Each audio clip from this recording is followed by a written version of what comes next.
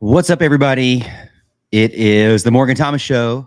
I'm your host and producer, Morgan Thomas, and tonight we are underway with the second loser support group of the year of the season, and it's not even October yet. Welcome in. Thank you for being a part of the show. As always, I know that the loser support group is something that you look forward to and something that I look forward to as well. We have to discuss our thoughts on the game. We'll look in and see what the stats were, what the facts were, and we'll talk about what your thoughts were as well. I was watching the game over at a friend's house with some Florida State fans and had a great time, but obviously a bad loss. So I wasn't able to do the loser support group right after the game, but hopefully people will start coming in and being a part of the show. I'm actually going to try to share this over on some other places. But again, this is the loser support group. So whatever you put in the chat, I will read as long as it's not vulgar, or too vulgar, I guess. I will read it and we'll discuss it. And throughout the show, we'll also talk about the stats. And again, we'll try to pick apart what's being said on social media, what's being said on the message boards, what's being said in our chat, and maybe what's true and what's not true when it comes to what happened with the Clemson versus Florida State game. I'll go ahead and start with this. I posted something that said along the line a couple days ago, how many points would Clemson have to beat Florida State by in order for the national media to forget about the Duke loss? It was really kind of a joke, anyways. I just wanted to see what people would say. Half serious, half joke. That's kind of how I do things on my show. That's my personality. But at the end of the day, I was not expecting -7, although -7 would also make you forget about the Duke loss. Now you're definitely thinking about both the Duke and the Florida State loss, but really more of the Florida State loss now. Unfortunately, I think it was actually a very competitive game and an enjoyable game to watch if you kind of stepped away from the emotions of being a fan, which I've tried to do this year more than any other year, is to kind of take a step back and not be so emotional. That's why I don't actively tweet out during the game anymore, because I was getting too emotionally involved. I mean, I'm a graduate of Clemson. I'm a fan of Clemson. I mean, my dad has taken me to many games. We've season ticket holders in the past, and I obviously have a podcast and a YouTube channel and a radio. I do some radio work for Clemson, so I'm invested. I want to see Clemson do well, and I think that some of the narrative that's out there is incorrect, although I think, everybody deserves their opinion. That's why we do the loser support group.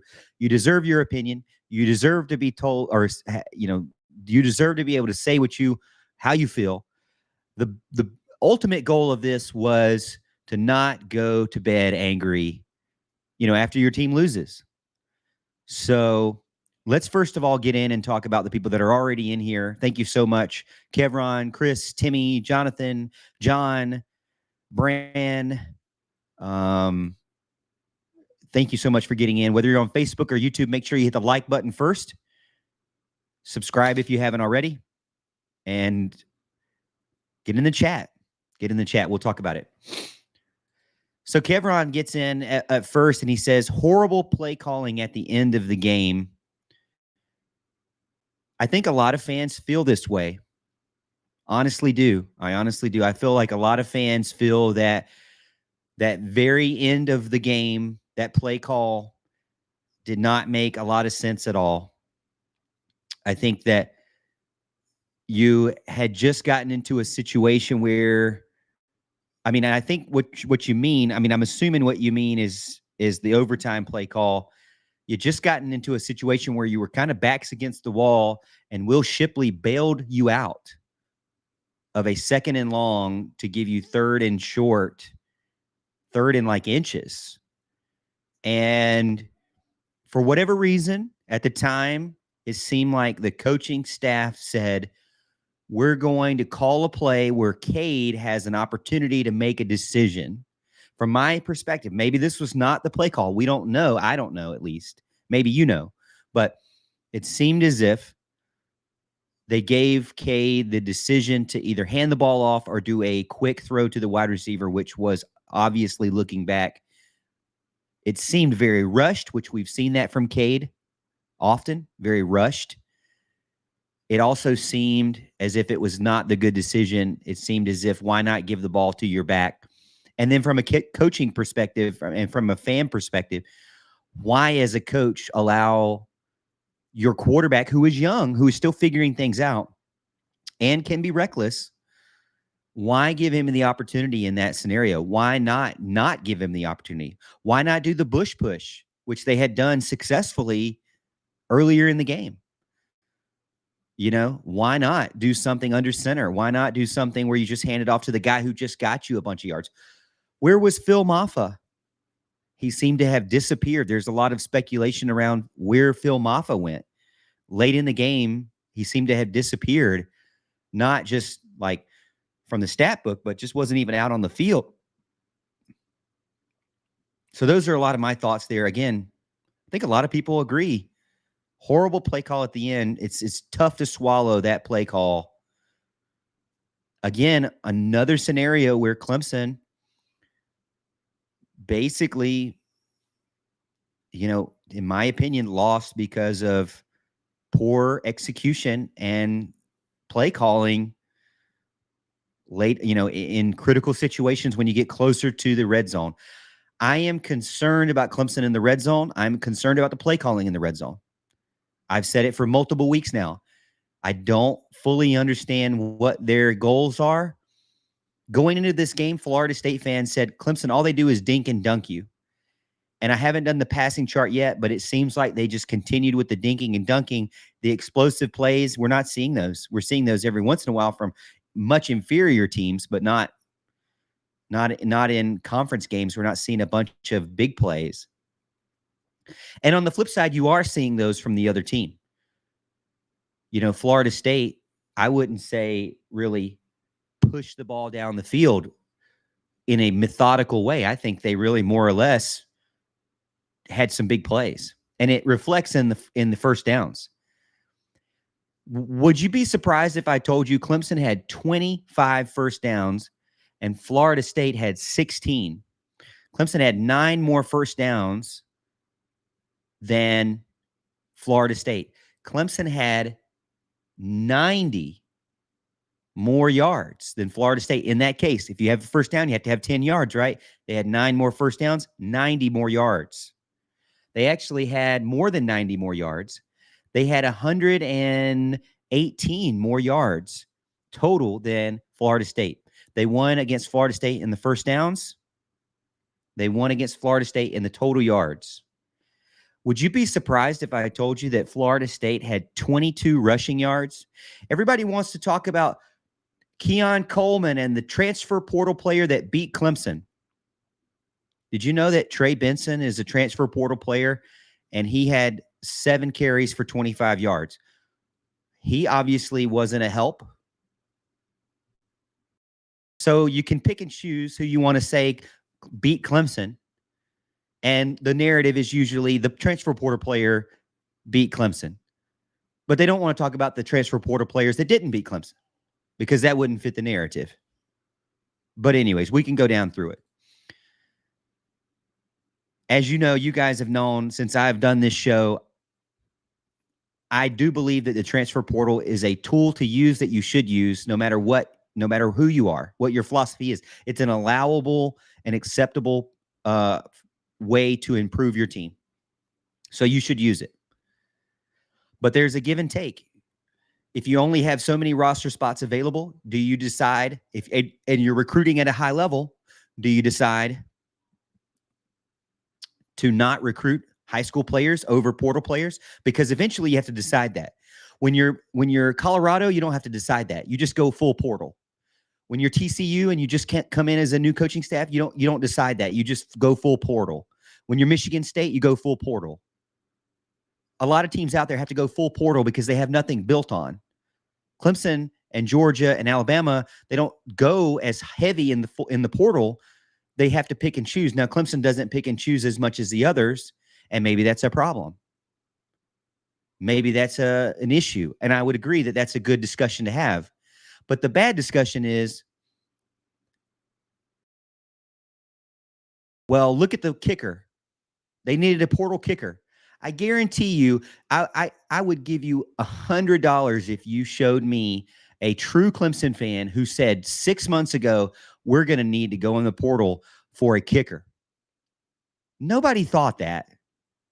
Nobody even imagined you would need to go, and you can't go into the portal after the season starts, after the school year starts. They have to be enrolled in your university. So the only thing that Dabo had was whites, and he was the best option. Technically, that is the portal. That is the way to improve the roster that was available. So Dabo went with that. He went with a player that he knew, that he had experience with, that he felt like he could trust, and he went 2 for 3, I believe. And unfortunately, the kick he missed was literally the worst kick possible to miss. If he makes that kick, does Clemson not win? If he makes that last field goal, does Clemson not win the game?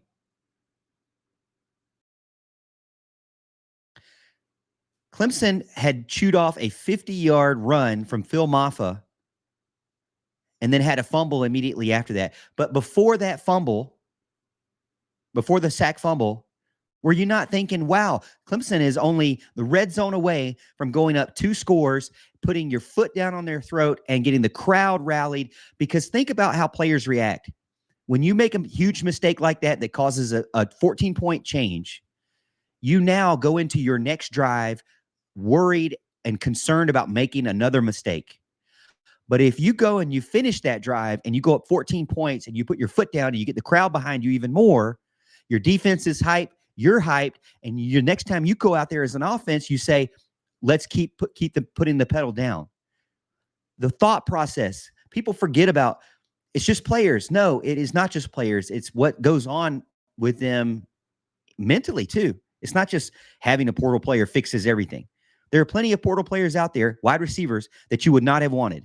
Would you have wanted Keon Coleman? Yes, but honestly, aren't you really fighting with a lot of other teams out there who would have wanted Keon Coleman? It's not like Clemson is out here as the best team possible and they're refusing to go to the portal. No, they would be, if they were going heavy in the portal, they would be just another one of those teams, which they are. But again, think about what Florida State will have to do years from now. A few years from now, they're already recruiting much better. They're already recruiting much better. And so eventually Mike Norvell is going to have to say the same thing that Dabo says. Well, do I go with portal or do I go with recruiting? Because my recruiting's starting to do really good. I don't need to completely wipe out my team anymore. What do I do now? And eventually you have to make that decision because you can't have more than 85 on scholarship. So you have to make the decision what you're going to pick. How are you going to replace? Are you going to replace with portal? Or are you going to replace with development? Eventually, all teams get that way. Hey, right now, there's a team full of portal players called Colorado that just got torched. Why didn't they all of a sudden become better? Why didn't they go to the portal to get better players? They got the best players that they could at the time, and they didn't have any recruiting to stand on to fill it, so they had to go with the portal. I think it's a lot more complicated than people think, especially the way they act on X. A lot of people on X just say, the portal would fix everything. And even national media people, the portal will fix it. Nobody was thinking about a portal kicker. And I'm off my soapbox here because nobody asked about that, but I'm just telling you.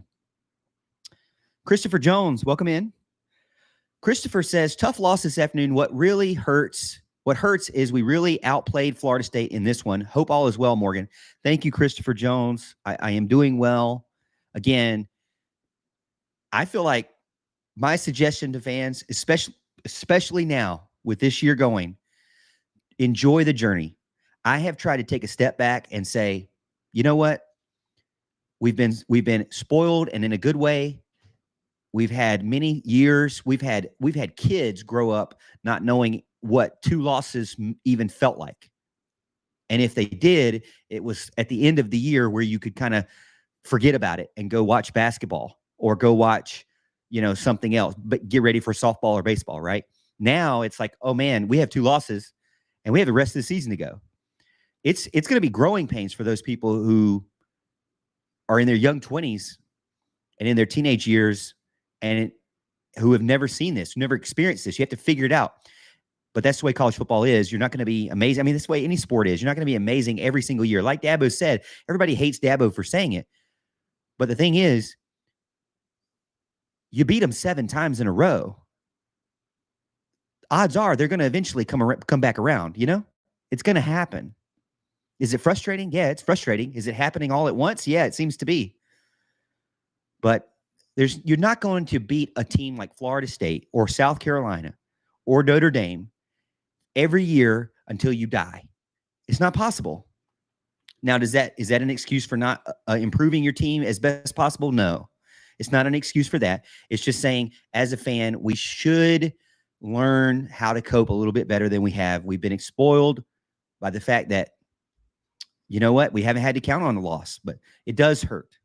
For sure. It hurts because total yards, 118 yards more than Florida State. Passing yards, only, even with the transfer portal players, they only outpassed them by 6 yards. Wow. Keon Coleman and Johnny Wilson and Jordan Travis only had 6 yards better than Clemson with those scrub high school recruits. Rushing yards, Clemson, 147 yards rushing. Florida State, 22.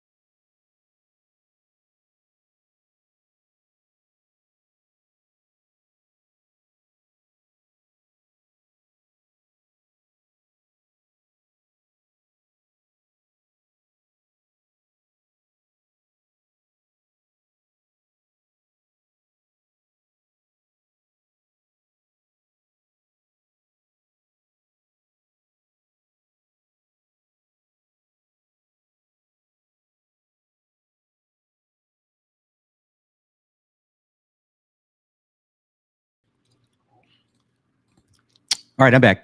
Sorry about that. It popped off on me. Sorry about that. Something always happens with the Morgan Thomas Show. You know how it goes. The only problem is I'm now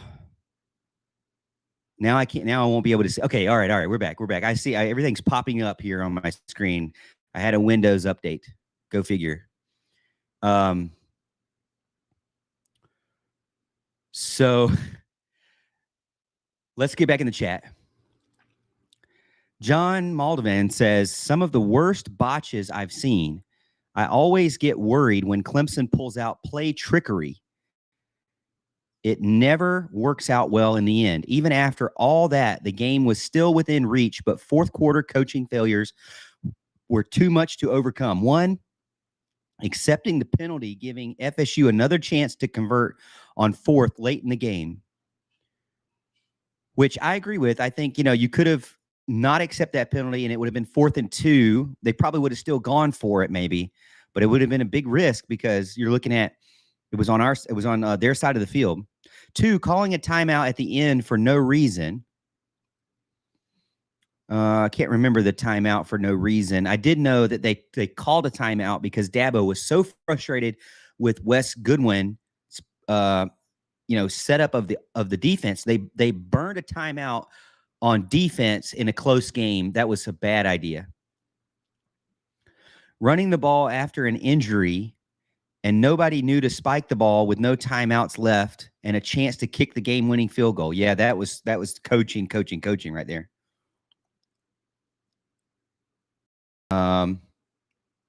I don't remember the running the ball after injury. We'll have to. I mean, I can't remember that one. I mean, I guess Will Shipley might have done that. Numerous runs up the middle on third and long that didn't work. Not running on third and short multiple times. Yeah.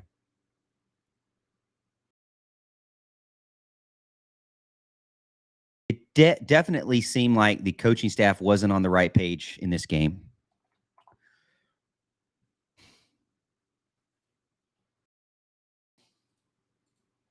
I'm getting back in. Getting back in. It's pretty frustrating, that's for sure. John, thanks for the chat. Donnie Hall gets in. We lost this game when we played for the field goal at the end of the fourth. Sorry, I've got pancakes. Pancakes make you feel better. Get you some log cabin. Pancakes make you feel better.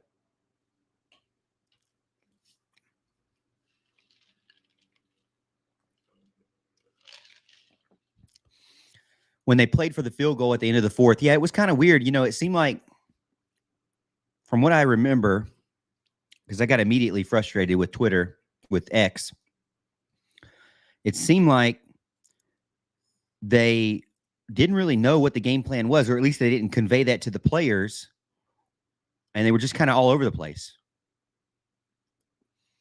And they played for the field goal at the end, so you thought, okay, they had a chance with Robert Gunn to really maybe redeem himself, and then they botched that. You know? We've become a team that plays to lose instead of playing to win. That's going to be hard mindset to turn around. Where do you think that comes from? Does that come from the coaches? Do you agree with John on this one? Clemson has become a team that plays not to lose instead of playing to win. I think some of that comes from the plays that are called, for sure. It seems like that the plays that are called are not as aggressive as I think fans thought. You know, I think fans thought that it would be much more aggressive than it has turned out to be this year. Donnie gets in again and says, Clemson beat Clemson. The better team lost this game. Well, if you go by stats, I mean, again, this is another game where Clemson won the stat result. I mean, if I told you Clemson would have 9 more first downs for 90 more yards and 118 more yards.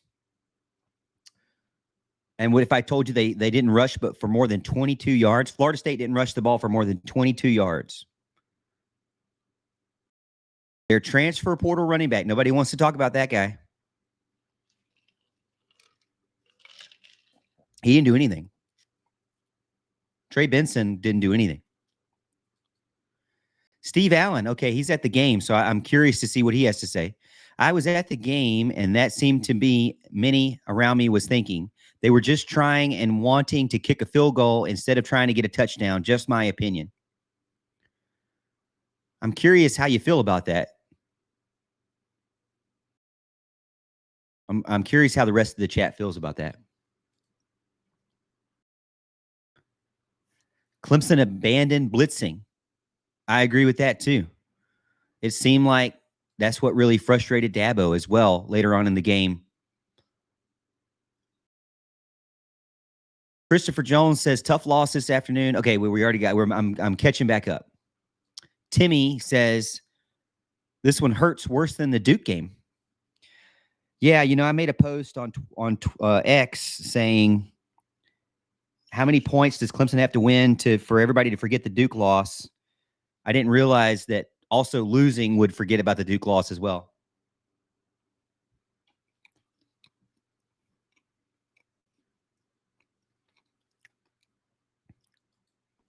Jonathan Benton says, this one's on the coaching staff. Soft coverage, playing for a field goal with a kicker from the stands.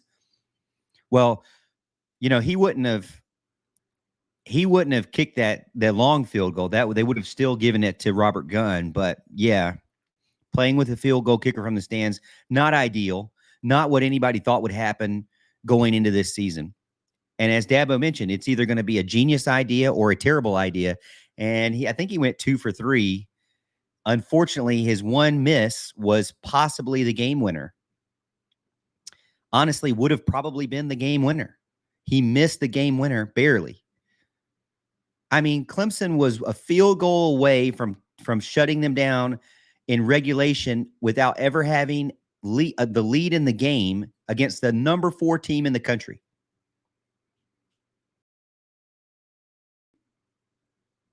But their whole team and their coaching staff needs to be fired. Clemson had multiple chances to win the game and shut it down. They had a chance to go up by 14 points late in the game after a 50-yard run from Phil Maffa. If they would have went up 14 points, the whole atmosphere would have been different. The whole vibe would have been different. But here we are. John Sarian over on YouTube. And if you're on YouTube or Facebook, make sure you hit the like button. If you're on YouTube, make sure you subscribe. John says, whole lot of calls for firing out there in Tigerdom. It's crazy time. Even some say Riley is a proven mistake. Hiring Riley, I don't think you've really given him enough chance. Wow. There are some things that need to be worked on, that's for sure. And you got to keep in mind that Cade Klubnik's much younger than Max Duggan.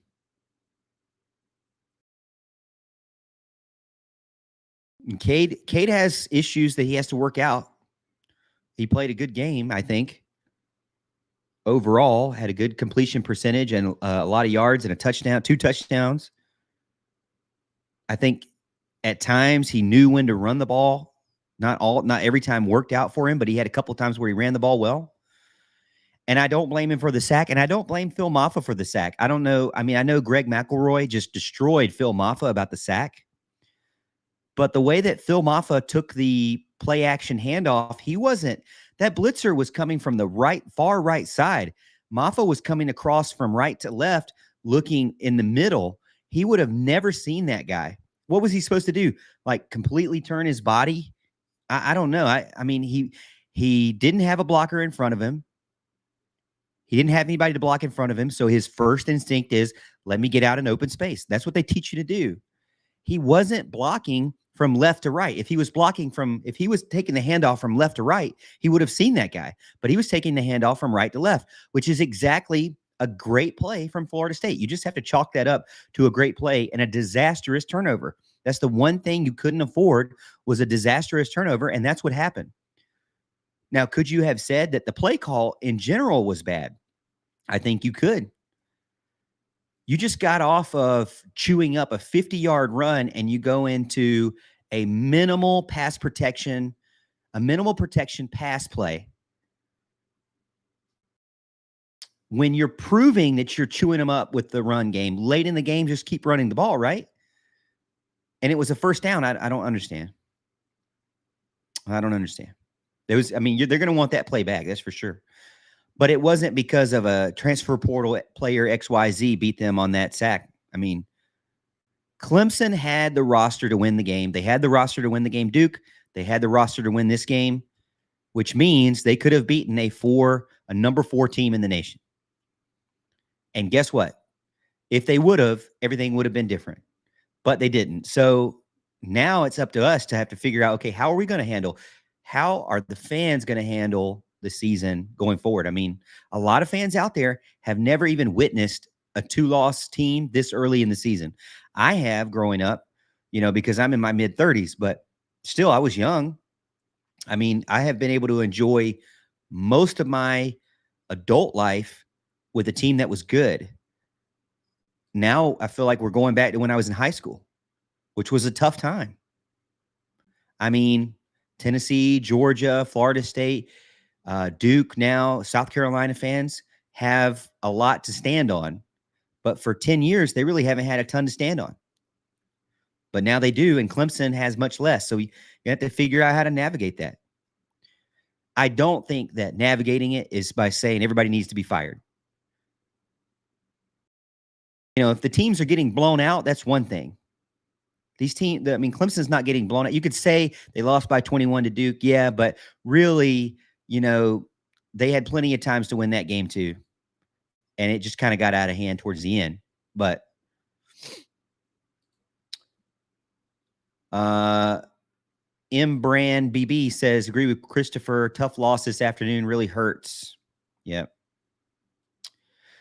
John says more. Dabo says he wasn't playing for the field goal. Maybe.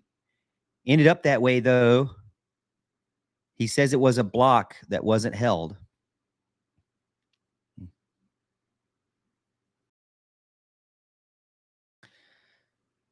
Says John Imbrand says, Jonathan, that 3rd and 1 was on Cade. It was an RPO. It did look like an RPO. It did look like they gave Cade the opportunity. And Jonathan gets back in and says, don't overthink things. Don't call the RPO there. I think all of Clemson Nation agrees that what they did with allowing Cade Klubnik to make a decision in that play was a terrible idea. That is, I mean, I don't see how anybody could say that wasn't coaching at that point. Christopher says, I love your show. These shows are starting to become more normal here lately. Yep. I have been talking about maybe spicing it up.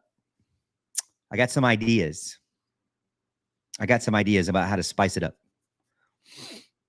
And maybe doing it for other teams. Here's my question to you in the chat.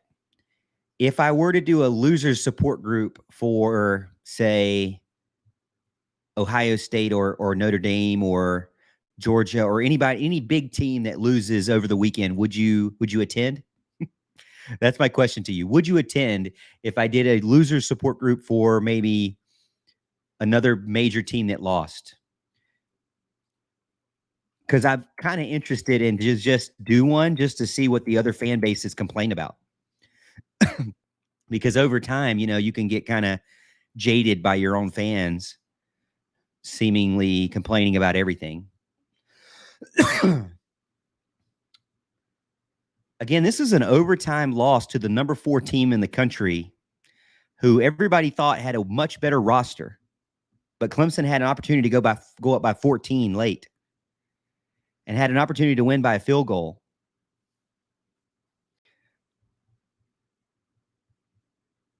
What would be the ranked versus ranked? I guess I could do a Colorado losers support group because they got torched. Colorado really doesn't care right now, I don't think. I don't care to do them. I could do an Ohio State Notre Dame losers support. I feel like that would go really well. I feel like we would get in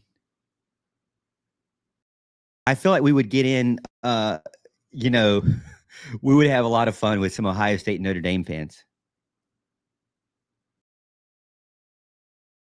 Tiger Paul says, no, I wouldn't want to do it. Sean says, Jesse says, loser support group would be fun to hear and know what other fans complain about.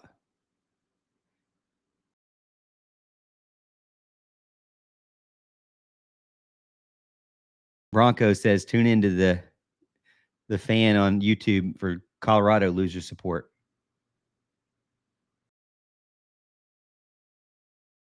I'm prepping for a Notre Dame Clemson loser support. Are you not? I mean, hard to be confident right now. Clemson again beats Florida State on the stat sheet, loses in heartbreaking fashion. Crazy.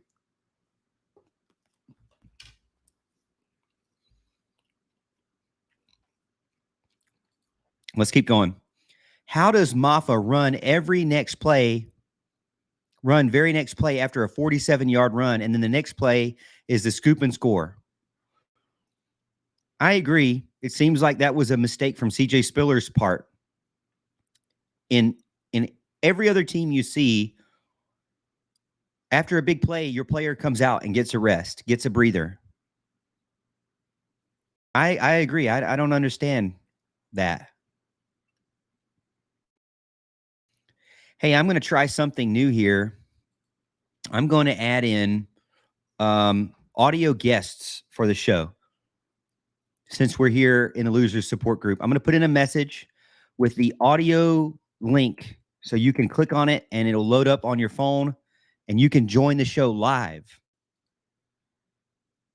I will share that now. Okay. So I put in the chat the link to join the show live. So it doesn't have to be just what I'm saying and reading, but you can join in and I won't show your face.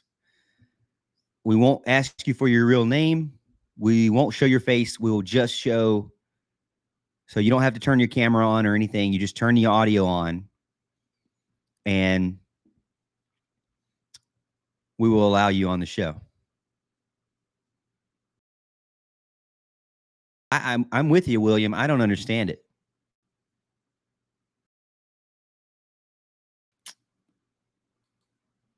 John mentioned it earlier as well in the chat. I'm proud of the way we played. It just hurts because we really need this win.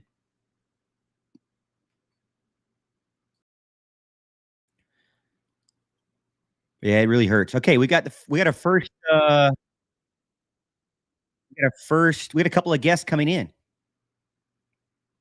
So I won't show you on camera because that was my promise, but I will put you up on the screen so we can get the audio. Jesse's on. Jesse, welcome to the Morgan Thomas Show. Welcome to the Loser Support Group. What's your thoughts? Oh, I don't know how to make this thing work. I can hear you. Oh, you can hear me? Well, it was a frustrating loss. Yeah, definitely frustrating.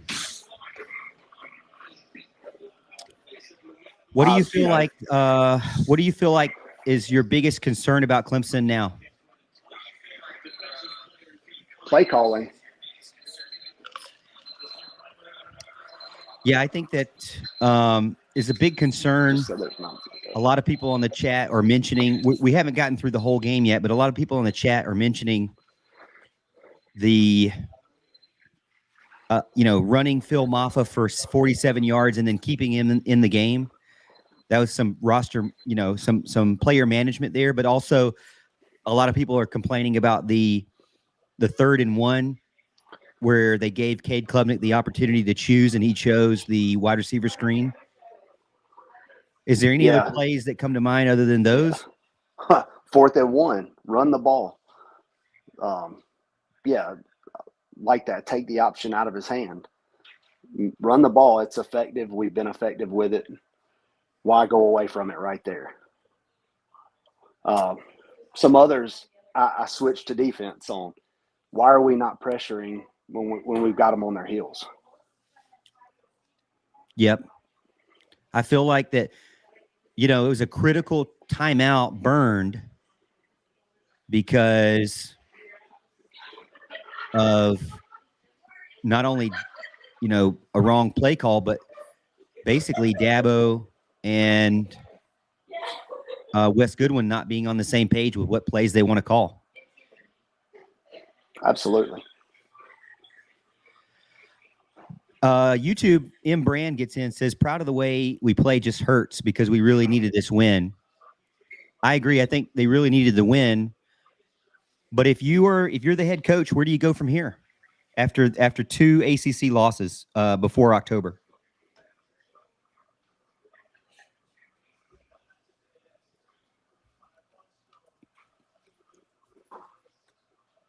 What do you think? It's a good question.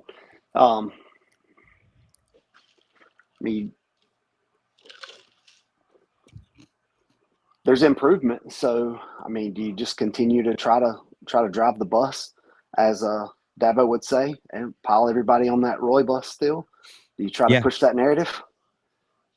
Yeah, exactly. It's a loser support, and it's, I know everybody's picking everything apart, but I can honestly say I've been one of the biggest people to pick on wide receiver production. And today they finally seem to actually fight for the ball like the old receivers that we've had. You know, when you look at wide receiver play, they were only, after everybody complains about, transfer portal this and that, they were only 6 yards less than those monster transfer portal players, right?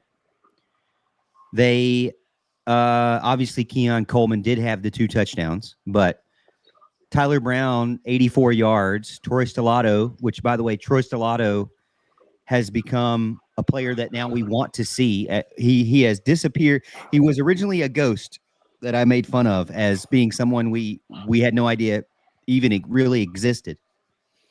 And now Troy Stellato finishes the game as the second best receiver, according to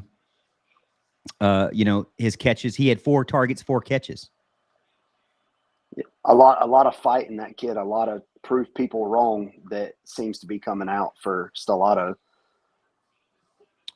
I mean, you had really Tyler Brown 16 yards per, Stellato 10 yards per, Brenningstool 15 yards per, Maffa 10 yards per, Will Shipley 9.5 yards per. I mean, Bo Collins had 7. Like I said, they were able to spread the ball around, and I don't think the passing game was the problem. There were some issues here and there, but they outgained the team total yards, 118 yards better than Florida State. They had 9 more first downs, which that would be 90 more yards off of that alone. So they were 6 for 14 on third down, and Florida State was 4 for 13. They were both 1 for 2 on fourth down. They ran almost 20 more plays. And the biggest thing is the sack adjusted yards. They got a sack from Cade Klubnik that caused a forced fumble turnover, and then ultimately, a touchdown, which deflated the team. As I mentioned earlier, and I want to get your thoughts on it, you have an opportunity to go up 14. If you're up 14 in the second half and your team has just scored, your mentality is completely different when you get the ball again. But when you have a sack fumble for a touchdown that erases your potential and then ties the game for a 14-point change, and knowing that Cade has had history of these turnovers like this, these disastrous turnovers, even though it wasn't Cade's fault, I think your offense comes back out and they're more nervous than they would have been if they were up 14. And they're second guessing, themselves a little bit more. So I feel like that play not only hurt the scoreboard, but it hurt and the possessions, but it also hurt the mentality of the offense. Oh yeah. Yeah. I wonder, does it go back to coaching too? Do the coaches get too nervous to call plays like that? Had everybody saying, yeah, Moffa probably missed that blitz. It was probably a pretty good time blitz at the same time because he got a little deep in the line, probably just didn't see him coming, tried to slip out to help. But then Cade, at the same time, if you're not throwing the ball, you probably need to have 2 hands on it. So, I mean, the confidence there to go with that is, let me put a little more pressure on myself so that, I don't make a mistake again. And when we all know you start to pressure yourself, that stress can add up and cause to that domino effect, right? Oh yeah. Well, when the run game is working, though, do you go away from it so quickly? And a few times, not just in those 3rd and 4th and 1s.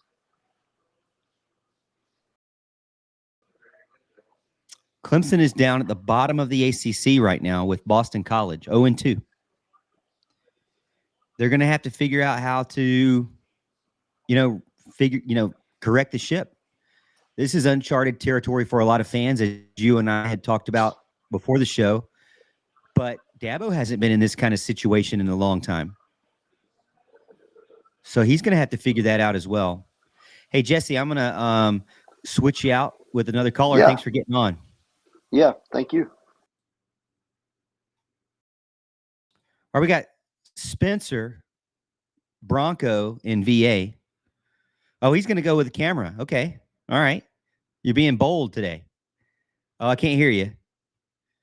Make sure the right microphone is selected on the app. Sometimes mine messes up.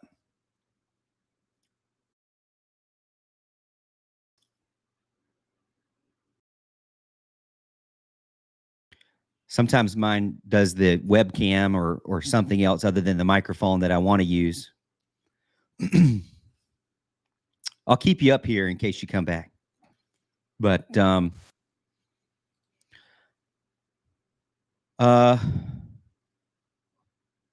still nothing right now. Keep working on it. You're good. There we go. There we go. Yeah, now I hear you. Yeah. Sorry, Okay. I do YouTube myself, Morgan, so I'm comfortable on camera. Okay, yeah. It was a interesting day. It's I've got a lot of Florida State buddies that have been hitting me up on text, and they did it during the Duke game. I was actually at the Duke game, and they were starting it early in the first quarter there. But I'll tell you, it's frustrating. But there's so much progress on offense. Like we saw Bill Collins pick up some key third down catches today that seem to have been missing in the past. Unfortunately, like the narrative is we lost. We're 2-2. And that's going to be uncharted territory for a lot of Clemson fans, like you said earlier. But at the end of the day, like I just have to look at what we got going forward. And offensively, we're seeing so much more improvement. I'm just going to look at the positives on this. There's no other way to look at it. That's the only way Dabo is going to push it forward. The transfer portal narrative, I think that is lazy. I think it's easy to take shots. I've seen guys I respect that do college football, like Joel Klatt and Joe Pate, keep bringing it up. But the reality is I think Clemson has struggled developing players, and they've also had injuries. And, Florida State, yeah, they've gone through the portal, but let's not forget Jordan Travis is this is his 30th start, and this is K Klubnik's 5th start. So there is that inexperience factor. But yeah, they ran the ball well. They won everything statistically today except the turnovers and the score. So I don't know where you go from here. Syracuse is going to be tough next week. Garrett Schrader. The quarterback play in the ACC is so good right now too. I think that's the unsung portion of this, but yep, it's gonna be new territory. But this is the thing I think different because you and I've been a Clemson fan from probably about 2000 is when I started really following them.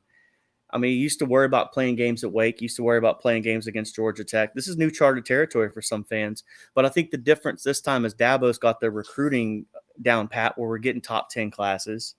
I think he probably would have brought a transfer portal player in, but they had like a stacked roster in spring. I think they had 88 on scholarship, if I'm not mistaken. So they didn't have they had too many players. They had that problem, which that's what a lot of people don't understand is eventually the teams that are using the portal a lot, if they have success, they start to recruit better.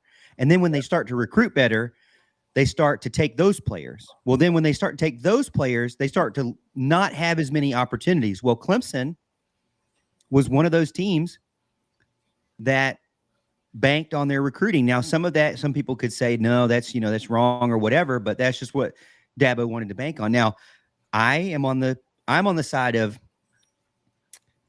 if a coach believes in the players he has, then that's his right. But if you see it on the field that they're not performing, then you should look to see all of your options that are legally allowed to you. So including the portal. So I'm not against it at all. No, I agree with you. The thing is, this is where the question comes into play now. Is Dabo going to say, hey, maybe I take because for example, they're not necessarily doing well in the offensive line recruiting for 2025. I'm not going to say necessarily. They're not. They wanted 3. They've only got 1. I think it's 2024. Excuse me. Yeah. For the 2024 class, they've only got 1. They wanted 3, and everybody that they've offered has said no or went somewhere else. So the point being, you have missed there. So you need to get somebody in some way to fill your numbers there, and it can't be, someone's, kid that just needs a free ride. It needs to be someone that is, in the transfer portal that could help your team. Whether or not they could start or not, I don't know. But I mean, I'm looking at the port. So let's do this because you follow it. Yeah. I want to look at something real quick. So you mind? Yeah, no, you're good. Can I make a statement about the portal though while you're doing Yeah. that? So to piggyback on the portal comment, so yeah, players are available in the portal, but they're also in the portal for multiple reasons. It's not always good reasons too. So I've got a buddy of mine. He played at Carolina with Lawrence Taylor. I see him at the gym constantly. He's got friends that coach down at Carolina, the North Carolina one, and the kids hop in the portal the minute a coach talks to him sideways. So there is also that aspect that kids are jumping in the portal that aren't also guys you want in your program. So just because you go get a guy that's a wide receiver available in the program doesn't mean it's going to be a value added to your program. So that is the other weird part about the portal. Now, there and as Dabo has mentioned, there are players that are out there that don't necessarily have Clemson as their number one option. They're not just going somewhere to have more playing time. They're going somewhere because, maybe they want to go to a different team, or maybe they want to go back home, or whatever happens. But if you look at the wide receivers from 2023, because everybody wants to say, well, they should have gotten a wide receiver. Well, Travis Hunter was not going to come to Clemson. Yeah. Okay. Was A.D. Mitchell going to go to Clemson? I mean, he went from Georgia to Texas. He's from Tennessee. I don't know. But, I mean, I guess some people would argue at least try it. But I'm not really sure. And, if you look at Clemson's stats, because I'm just curious, like these people that are up there above Keon Coleman, Clemson's best receiver they have 2 receivers right now. Antonio Williams, he didn't play today, which was another huge factor nobody wants to talk about. Antonio Williams was not on the field. So it's crucial. It's crucial not having him. Last year's best receiver not on the field. So you have Antonio Williams at 145 and Bo Collins at 197. Okay, so if you look at let me go to stats. Kind of doing this on the fly here.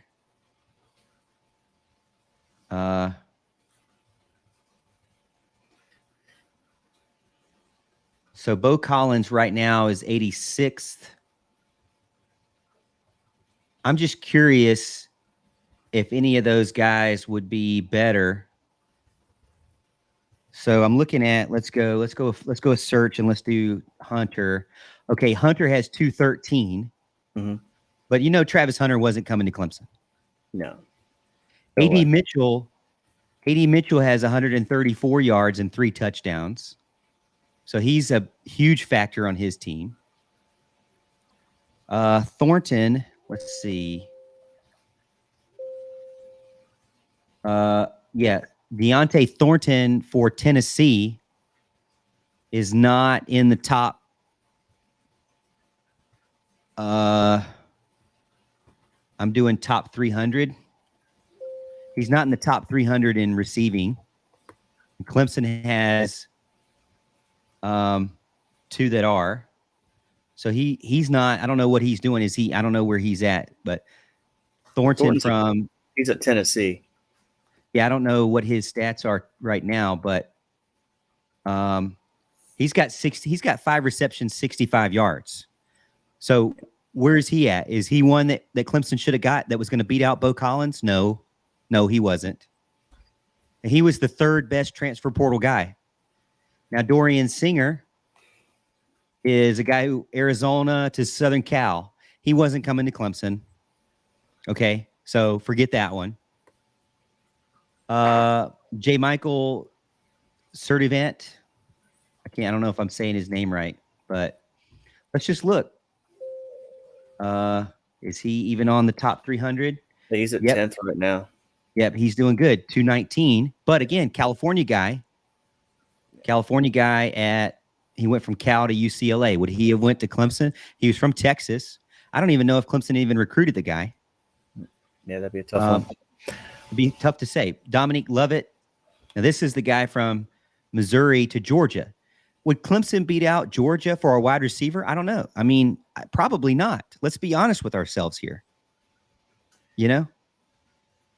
Yeah. And that also goes down to how bad DJ was last year, too. You know, like wide receivers want to play with good quarterbacks. And if you have sketchy quarterback play, you know, they're trying to make it to the league just like everybody else. You know, I mean, let's be real about where college athletics is at this point, right?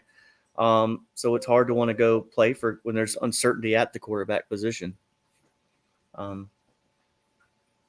mean, I'm really happy I'm seeing snaps from under center, Morgan. I'm going to be honest with you. Like, yeah, that was nice. That was nice. When you need 3 feet to pick up a yard, I don't understand taking a snap 4 or 5 yards back behind the line of scrimmage. I'm just old school. I love play action. I know it's not something we see a lot in college. I see a lot on Sundays in the pros. I'm a big believer in snaps under center and the diversions and the disguises you can do to the defense. I would love to see Cade and I know they've run some with Garrett, you know, with Max Duggan, but also Max Duggan was further along in development than Cade Klubnik is. So hopefully we see more of this develop even further out in the field. Because you see the goal lines. I mean, I think at the Duke game, I was screaming for it because we kept running the ball from shotgun. And, you know, all it would take is just a couple sneaks, maybe even a pull around. Like, all I want is 3 plays. I want a halfback dive, a play action rollout, and a quarterback sneak. I'm not asking for a complex system, but yeah, I like the under center because you see every other professional team doing it. Yeah. I mean, and when you watch it on Sunday, the announcers say this is the cheat code. Yeah, it's the unstoppable play that they'll eventually change the rule book. So why not use it? I mean, if it's the unstoppable 2-yard Jalen Hurts move, why not? You know, Patrick Mahomes doing it every single Sunday. Why not? And so to see Clemson do it, especially with the fact that they had issues with handing the ball off, made sense. William gets in, says, seemed like mass confusion and chaos on the sidelines and players always looking over the shoulder or looking over to the chaos, waiting for plays, not smooth at all. I mean, I know that there was chaos over, you know, when Florida State was pinned deep and Dabo had to burn a timeout. I mean, I didn't necessarily see it as bad, but for the entire game, but I do remember a few times where it seemed like there was chaos, especially at the end of the game, at the end of the half. Just didn't. That end of the half was definitely a weird sequence there. It looked like they wanted to run another play, but you know, it's just missed opportunities, right? You know, the kicker misses the field goal, and then your defense does good enough to get the ball back, and then overtime's a coin flip, and especially college overtime. It's going to be a tough one. It's going to sit hard, I think, with the fan base. I don't think Dabo is on a hot seat, like some Clemson fans are saying. You know, I've got Twitter too, Morgan, and you see the meltdowns on Twitter. Twitter, as I like to say, is this place for the lowest common denominator. And, you know, you just have to take what you hear, what you see on there with a grain of salt sometimes and understand what it's about. But, I mean, there's a lot of disgruntledness within the fan base. When you get on that peak of success and the taste of success, like you strive for it. And I don't think Dabo is unmotivated or anything. I don't think he's got complacent. I just think they've missed on a few things. I think they've missed on a couple of recruits. the coordinators. I mean, look, we see Nick Saban struggling with coordinators. He's had so much turnover. I think Garrett Riley was a good hire. I see a lot of improvement in the offense compared to last year. Defensively, like I said earlier in the chat, why did we stop blitzing on Jordan Travis? We should have kept the pressure up. It's going to be a game of missed opportunities for certain, just like the Duke game was. And I think they're going to right the ship. And maybe that's blind optimism on my part. But we have a lot of our key games at home. Of course, the Miami game is going to be on the road. You never know what you're going to get with them. But, I mean, Cade's growing. We're a top 10 recruiting class coming in, Morgan. It feels doomy right now because it's fresh. But I think it's the best way to look at it. Is just at least the program's still in good. I think it's still in good hands. That's the way I'm going to look at it right now. So. I think that it's easy to get upset for sure, and it's okay. I mean, you're invested in the team. Mm-hmm. Right now on 24/7, they're 15th for 2024, but they have players like wide receiver and running back coming in that you can be excited about. So I feel like that, it's not suffering. People aren't just jumping the ship,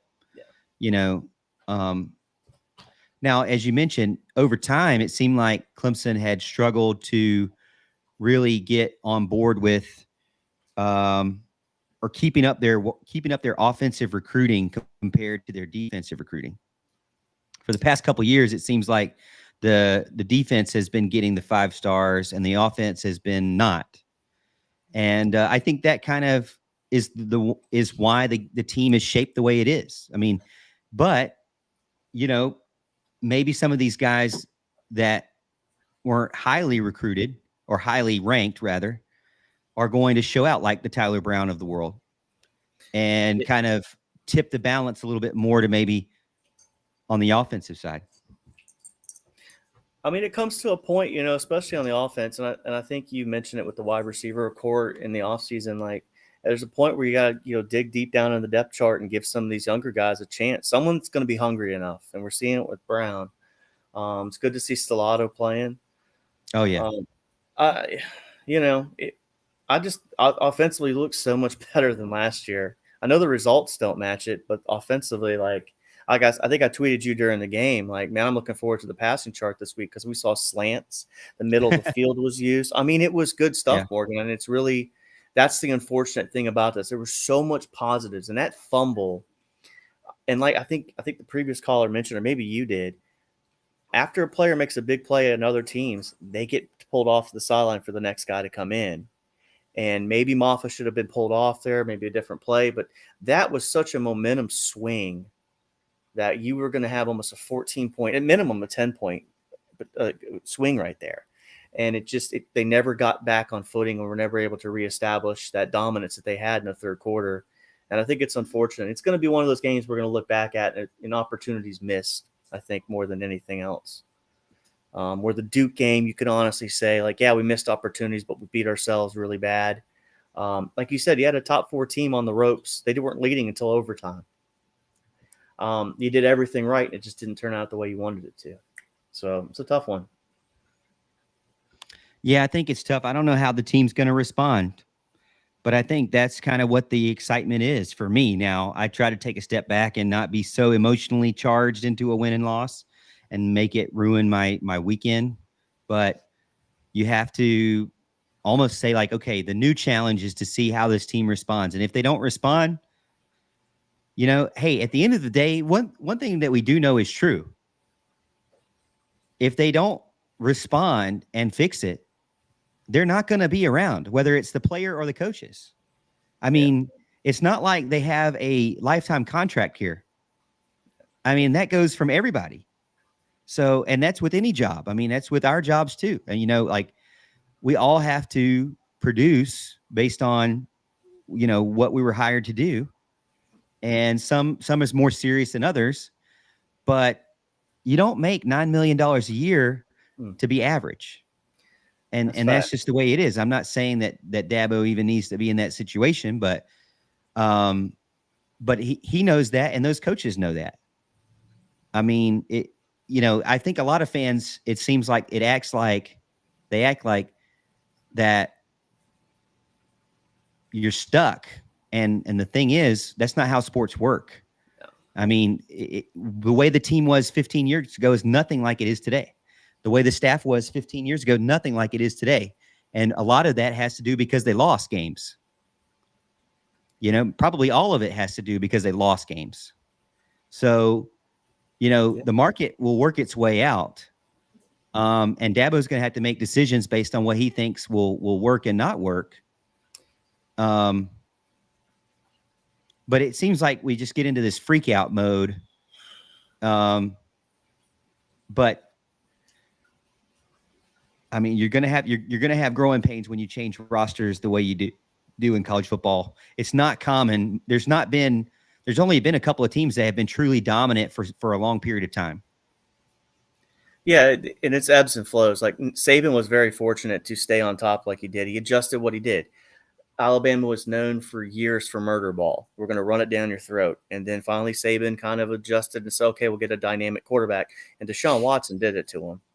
But, it's all about adjusting. And I think our offense for a long time didn't really adjust. And now we're seeing a little bit more changes. In fact, the one play that everybody's talked about in the 3rd and 1 was a bubble screen. We didn't see a single bubble screen until overtime. But I'll say this much. I did, when I was at the Duke game, and you've been to games, Morgan. So like, when you watch things that aren't on the TV, you watch people's body language. And I was watching Graham Neff's body language, but we were losing at Duke. And I'm thinking in my head, what's going through his mind right now because they hear the noise, there's $9 million donors.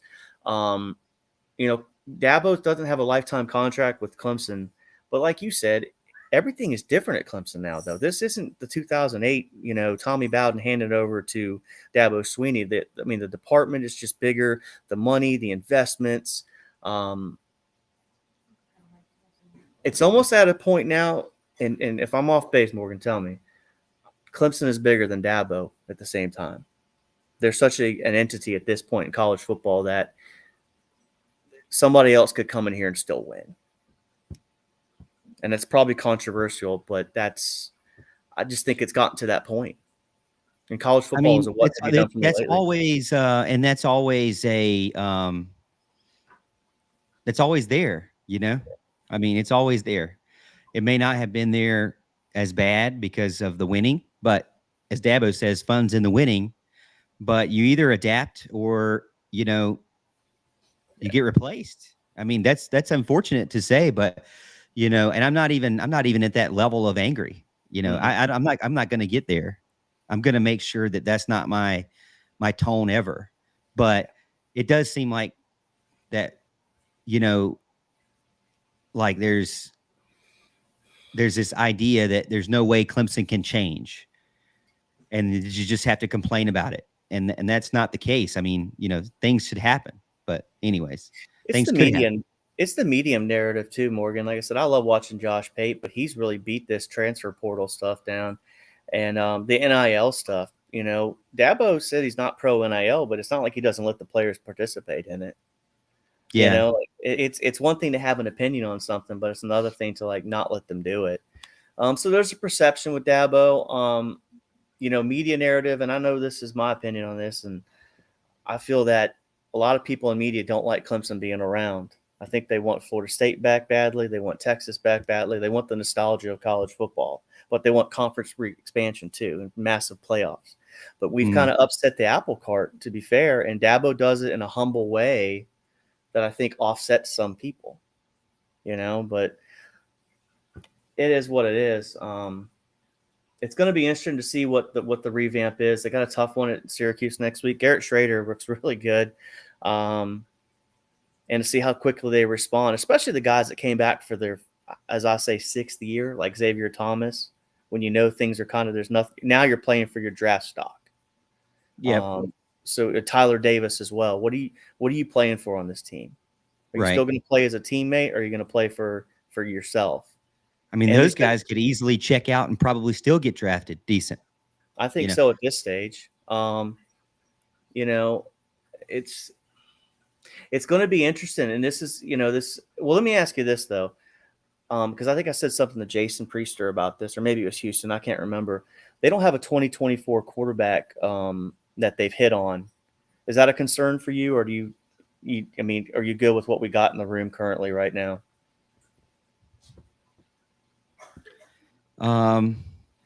I think that, Cade, he's got a lot to still prove. Mm-hmm. He's at least this season so far hasn't been the best, in my opinion. On when, like you mentioned earlier, when you're at games, you can see players missed. You can see him zoning in on certain players, not looking around the field. He really doesn't seem to still feel the pocket that well. He's a great runner, but you see other quarterbacks picking and choosing their moments much better. I mean, the Boston College quarterback, while he might have been a little bit more athletic, it was weird to me. I mean, the Boston College quarterback on third down alone Boston College had 240 yards on third down. I mean, they had almost as many. They had much more yards than Clemson did on offense on third down. So there are other teams that are able to put it together and have players that can do it. I'm just curious what the other options are. I mean, if you don't get a 2024 guy, then you're stuck. You're kind of on Helms, and you're on Vizina, you're on Klubnik. Maybe not Helms anymore. Maybe more Vizina and Klubnik. I don't know. I mean, Vizina's not. I haven't seen much of him, so I've only seen highlights of him, and I felt like he fit the system very well. But he's obviously someone who's not ready. Yeah. And I don't ask Tyler, that. Sorry. Hunter Tyson has another year too, so he can stay, but he's not going to be used. So it's kind of a experienced person in there, maturity level. Kind of like Hunter Johnson was. Yeah, it's hard to say. I mean, I don't think that Dabo has any. If I'm trying to think about in his way, I don't think he has any reason to not pick Cade Klubnik as his quarterback for next year. So I don't see your only other option would be a portal person. I don't see someone that would be worth, unless there was somebody that was interested. I don't see how they would be going to replace somebody with the portal for Cade Klubnik. I don't know if that answers the question, but they really don't. They don't have. I think they'll just take it as they didn't get anybody, and they'll just take it as they didn't get anybody. Gotcha. And I wasn't really asking that as a lack of belief in Klubnik, Morgan. I was asking that more of like depth, and next man up in case somebody gets hurt. Right. That was more my concern, because with Klubnik, let's not forget he's 19 years old. I mean, that's so young and so removed from high school football. But I also wonder if last year, not to rehash some of that, but maybe if he'd have gotten a little bit more playing time. I know the games were so close, it was really hard to do it. But I mean, it is his fifth start. And when you have Trevor Lawrence, when you have Deshaun Watson, even Kelly Bryant, and Taj, it's easy to get spoiled and easy to have this level of expectation for the quarterback room and almost expect that person that comes in to be that guy. And sometimes that's not reality, especially in the Trevor and Deshaun. I mean, those are generational talents. Yeah, it's going to be interesting how they revamp. I am kind of curious to see what the temperature, when people kind of try to listen to Walt on Monday and see what he has to say about it, to be honest, and just see what everybody's actual feeling is going forward, because it's uncharted territory. How do you keep fan engagement? We were going to go down to the Georgia Tech game, I think, in November. We're 11th in Virginia, so we'll probably could get cheaper tickets for that now. But I mean, it's going to be tough, because you like to see those 8:00 games in the Valley with the lights on and And I feel like today should have been an 8 o'clock game. I didn't like the 12 o'clock kick. It didn't have any impact on the game, but that's a game that Florida State Clemson should be bare minimum 3:30, 8 o'clock kick. And it's just kind of unfortunate to see it such an early kick. But TV rules everything now, Morgan, and that's when you go to a game. I don't know if you've been recently, but the TV timeouts just take away from the game. I mean, I think the Duke game I thought that thing was never going to end. Yeah.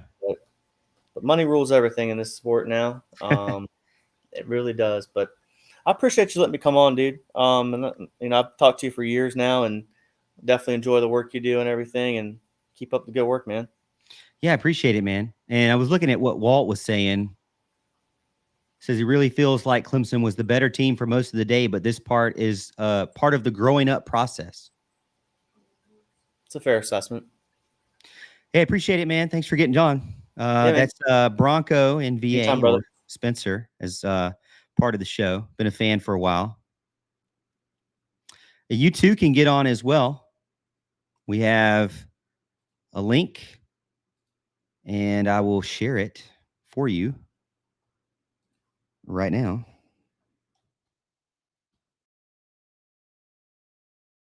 I already have it in the chat. You might need to find it, but I'll put it up there again. I mean, everybody wants to talk about Keon Coleman. I'm not sure. I'm not sure why nobody talks about Trey Benson. Transfer portal running back, had 25 yards rushing. He's not the one that beat Clemson. Keon Coleman did. No.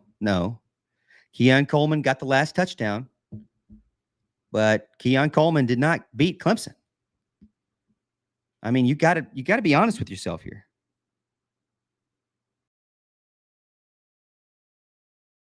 I mean, think about what they would have done if they wouldn't have fumbled. If they wouldn't have fumbled that sack? You know.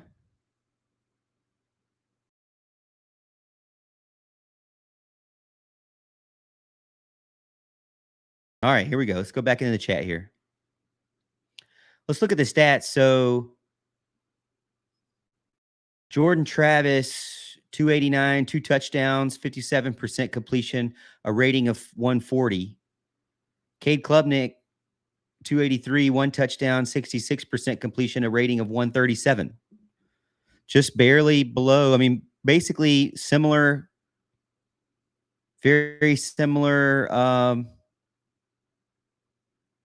The only thing that would probably gotten Cade up to that 140 would have been a touchdown, passing touchdown.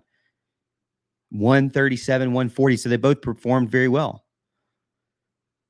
I mean, Clemson had 3, Maffa and Shipley both rushed for equal 69 yards, and Shipley had 67, 146 yards total. Trey Benson, Rodney Hill, and Lawrence Tolafili, and Jaheim Bell and Travis Jordan all combined had 22 yards rushing. And it wasn't because a ton of sacks. They only had 2 negative plays. So 25 yards from Trey Benson, 1 yard from Rodney Hill. Those guys are transfer portal guys too. You know?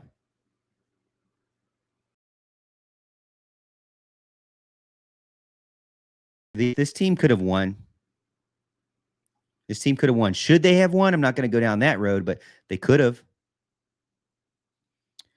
Williams says the players played their hearts out. I give them tremendous credit, in my opinion. Coaches were a liability to them. Were coaches a liability tonight?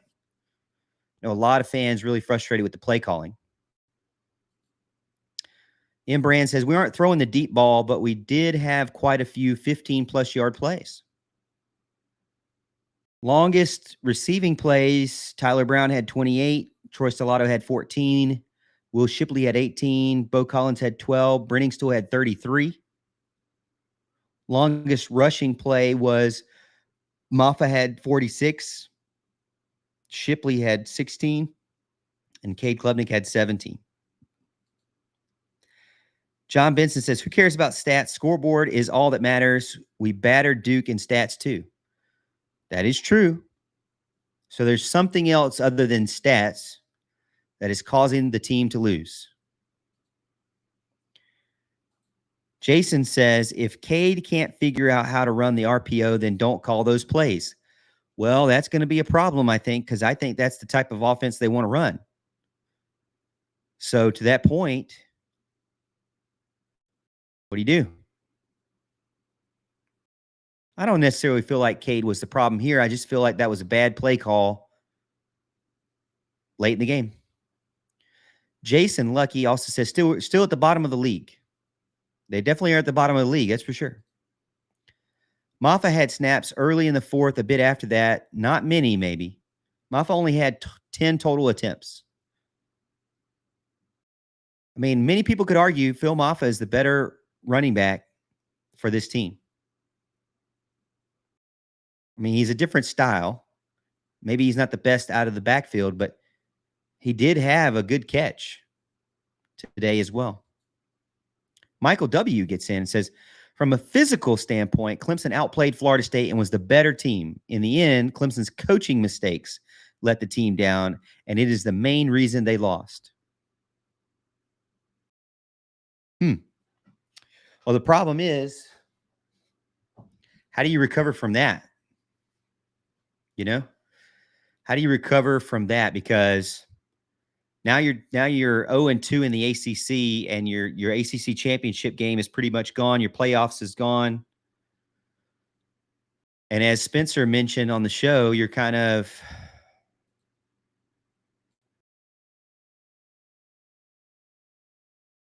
concerned about motivation for the rest of the season.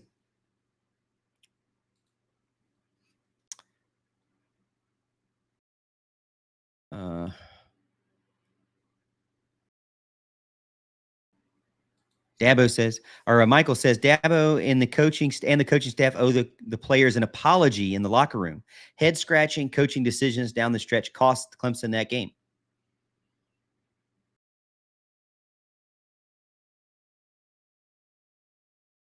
Knowles Chief says, hey, Morgan, it's Jackson. What's up, Jackson? Welcome in. I guess you're a Knowles fan. William gets in, says, end of the first half, gifted 7 points to Florida State with prevent defense and a momentum shift. That's true. Man, I think everybody was frustrated by that prevent defense. Dabo was really pissed at Wes at the half. I agree with that. I think he was very frustrated. Jonathan says, I think this is coaching staff experience related. We just used to not beat ourselves, and the talent could show out. Lately, 3-4 in the last 7. I think 3-5 in the last 8, honestly. We beat ourselves just as much as the other team does.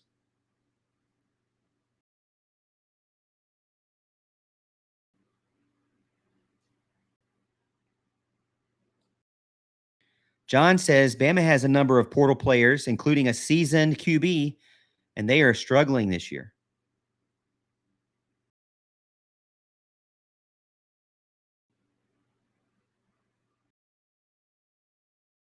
Jesse gets in, says, wish we would have pressured the QB more. I'm not really happy with Goodwin's defensive play calling on some plays. Hey, BGPO Football Funk, $1.90. I don't think I've ever heard of or seen BGPO Football Funk. Thank you for the $1.99 tip. We played a good game. However, passing 3rd and 1 was bad. Very, very bad. That's for sure.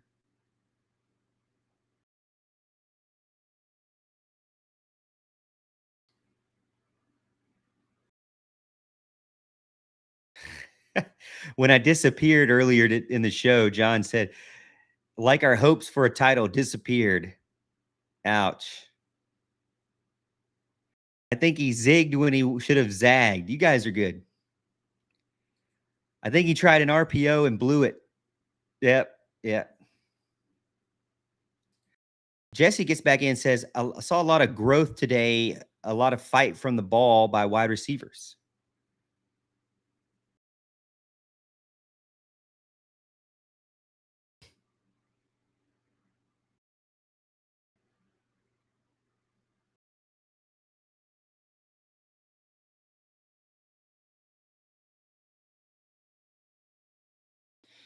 Tig says, who the actual flip is our positions coach? He is hot trash.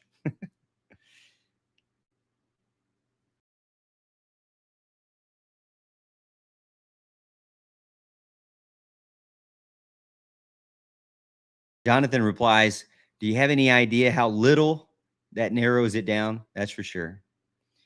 One thing I've got to work on is just not getting on Twitter after a loss. Mickey has told me about this. There's just so much negativity, and the national media just goes straight to transfer portal, and then the complainers go straight to transfer portal. And that's the thing is, like, you can't say that wasn't the reason for the loss, even though that wasn't the reason for the loss. But then when you say that, they say, well, you're not a transfer portal person. I said, no, I am actually a transfer portal believer. I believe in that. That's the problem is if you say they didn't win, they didn't lose because of that, then all of a sudden, oh, you don't know what you're talking about. They need to go to the transfer portal. You don't know ball. They should have went to transfer portal kicker. When you start saying they should have went to the transfer portal for a kicker, I know you're clueless about the team, at least. You might not be clueless about football, but you are clueless about the team, and you haven't followed them.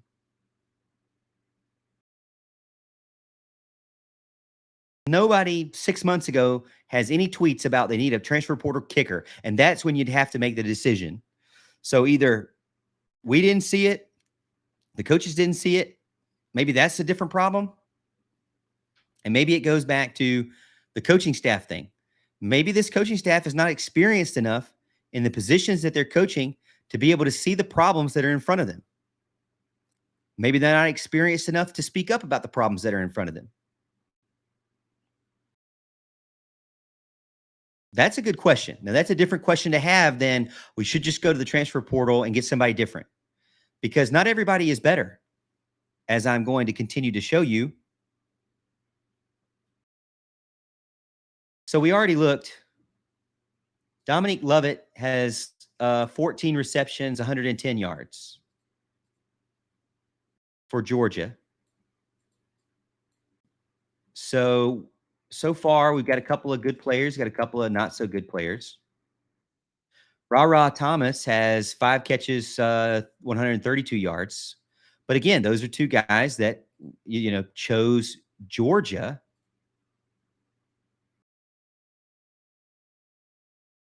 Dante Cephas. Let's see. Dante Cephas. What's he got right now? 71 yards, 4 receptions. He's not doing anything special.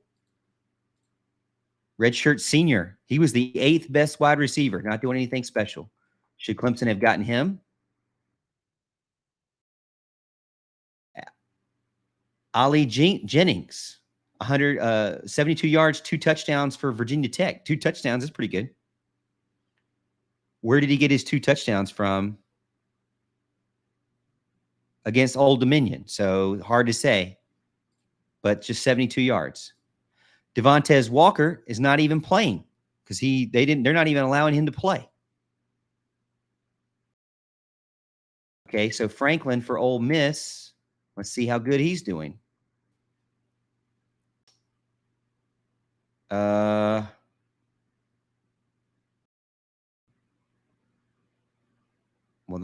it's got the wrong stats. 2020, it doesn't even have his 2023 stats. So Franklin looks like he hasn't played in 2023. No, he played today against Alabama and had 16 yards and 1 reception.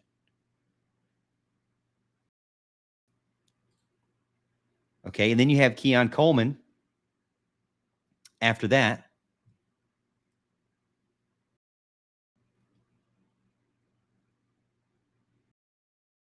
Here's one. Brennan Thompson, Clemson did go after in the recruiting trail. How is he doing this year?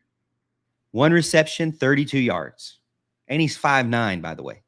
You wouldn't have wanted another 5'9" guy. I think one that I was looking at is Elijah Spencer. That was one that I thought was one that might be worth looking at. Elijah Spencer from Charlotte currently has 1 reception for 9 yards at Minnesota.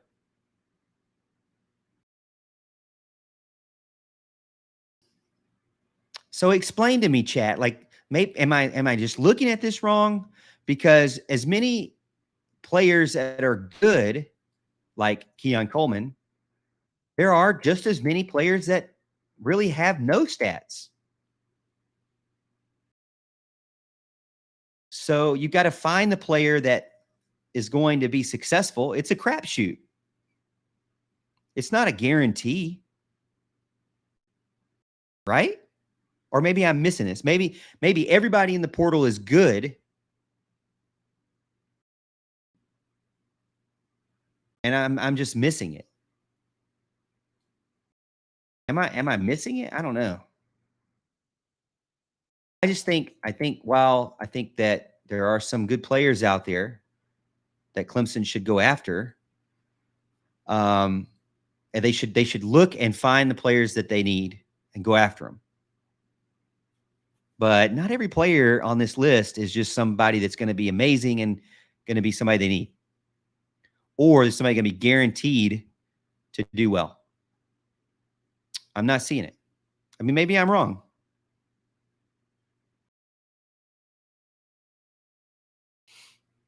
Maybe I'm lost here.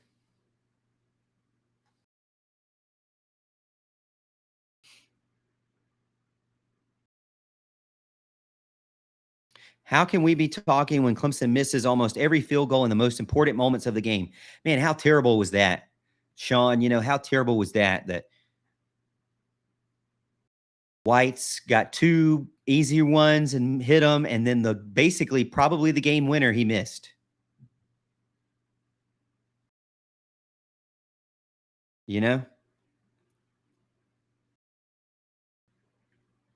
Panama Jack gets in and says, Clemson is a solid team with critical turnovers in Duke and Florida State game that cost you all both games. So this must be a Florida State fan. You can see his picture there. So I don't understand why why Clemson's own fan base basically sabotages itself and kills itself and beats up itself, over this stuff, especially the portal. When other teams out there, Duke, Florida State fans, both have said, hey, you had us on the rails. You had us where you could have gone up multiple scores. I mean, think about it. Florida State would have gone down 14 in the third quarter. How much different would the game have been?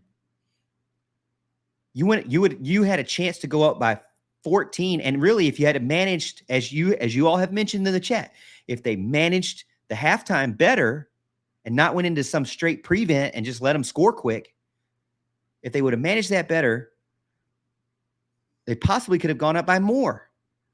So this wasn't like a West Virginia blowout here. And I hate to say Clemson beat themselves. Benjamin Harper says Clemson beat themselves because a lot of people say, oh, that's just an excuse. But I do feel like that other fan bases are telling you that.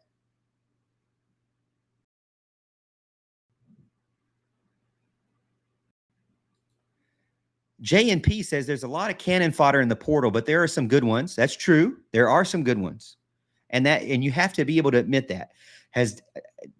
Do we as fans feel like that the staff has not admitted that? Maybe that's the big problem. But he said, but get rid of the bonehead play calling and we'd be fine even with a pile of mediocre wideouts. You didn't even have Antonio Williams, and you almost had as many yards as those transfer portal wideouts. You didn't even have Antonio Williams, and you still hung with the team and had the lead or tied the entire game. Oh, but it's the kicker's fault. Well, yeah, I mean, he did miss the important kick. That's true. Jordan says, we have to have better execution and play calling. It's simple. I think a lot of people felt like, including myself, that this was just going to be some easy pickup and it was going to be so much repetition that it'd be no problem, right? But it seems like there's a lot more learning curve to this than that. Benjamin says, not an excuse. And I'm not saying it was. I'm just saying that sometimes I feel like when I say beat itself, I feel like some people say, oh, well, you're just making an excuse. I'm just saying that about me. Not an excuse. Some bad plays, penalties. I get back to the fact I back the fact of not using the portal. I mean, we hung with a team that is using uses majority of their playmakers from the portal. That's true. Why leave it up to the kicker? Michael says. That's true. I'm with you there.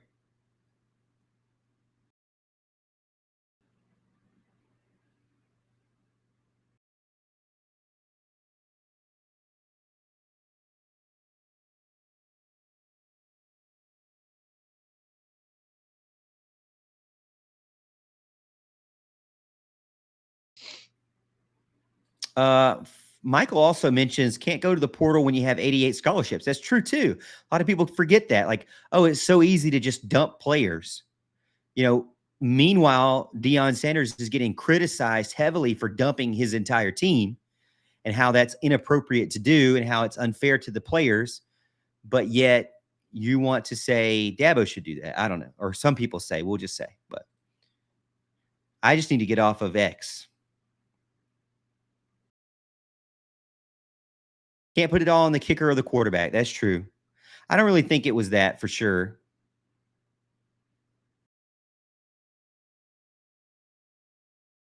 Yeah, JMP says, coulda, woulda, shoulda been for sure. Still bleeding orange. Kicker was just hired 6 days ago. Can't blame him. He should never have been in that position. Yeah. Yeah, that was a heartbreaker.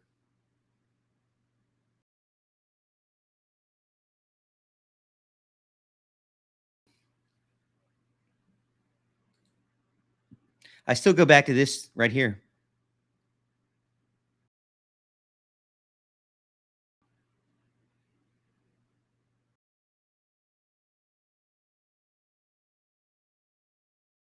Ooh. Abito says a lot of disappointing games starting last year, or really ending last year. South Carolina, Tennessee, Duke, and now Florida State. I'm losing hope, to be honest.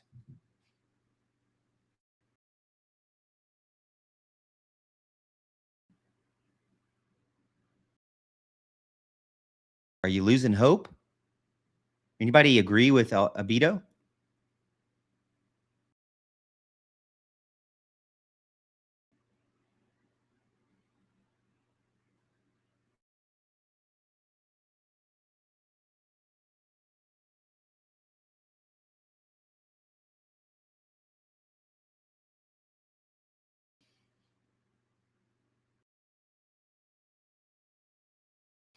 Southern Comfort Outdoors says Cade doesn't have time to throw a deep pass, not enough time to develop those. Doesn't seem like that deep pass is there like we thought it would be.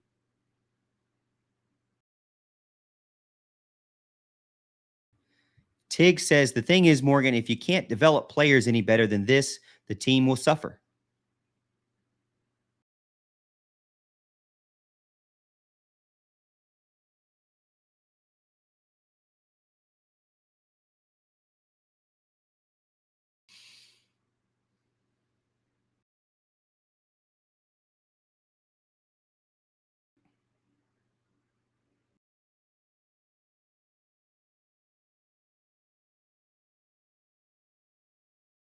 Hit Wonder 101 says, why did West take his foot off the gas? The D had Travis rattled.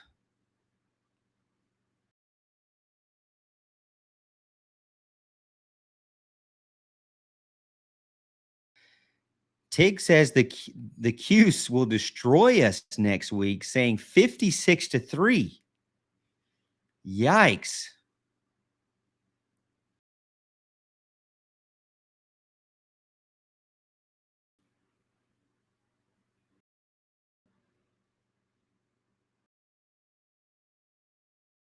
I think Sean has a good point too. Clemson fan Spencer brings up a great point. It's not the 28 Tigers, so the program has changed.